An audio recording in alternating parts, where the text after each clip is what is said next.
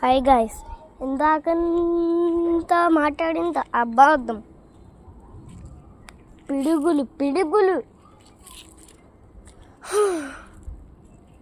ఇలా ఆకాశంలో చూస్తూ ఉంటే స్టార్స్ అదే రాత్రిపూట పొద్దున కూడా కనిపిస్తాయి నా కళ్ళకి.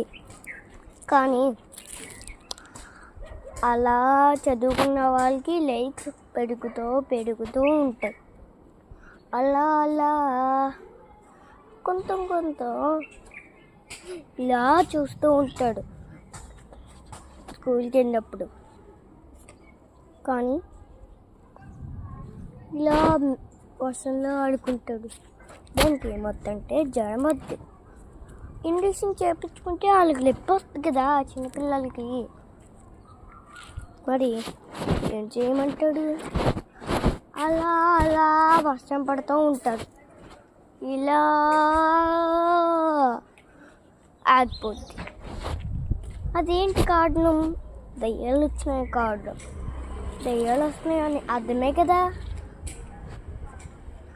అలా ఫ్రెండ్స్ పెరుగుతూ ఎక్కువ మంది అవుతాడు. కొంతమంది జాత పీస్ కొట్టేస్తాడు, కొంతమంది జాత పీస్ కొట్టడు. అదేంటి కారణం? ఏదో జరుగుతుందన్నమాట. దేవుళ్ళు దయ్యాలు గొడవలు ఉంటాయని తెలుసు, కానీ ఇంత యూట్యూబ్స్ కొంతమందే చేస్తాడు, కానీ బొమ్మల్లో మాత్రం ఎవడూ చేయలేడు. అలా కుక్కలు మన అంటాడుతాయి. అలా ఇలా ధైర్యంగా ఉంటే పారిపోతాయి. అలా ఆ కథ చెప్తున్నా. అలాగా అనగనగంట కొంతమంది ఇలా నడుచుకుంటూ వెళ్ళాడంట. ఆ జంతువు కనిపించిందంట. దాని పేరు సింహం. అలా పెంచుకుంటూ పెద్దోడయ్యాడంట.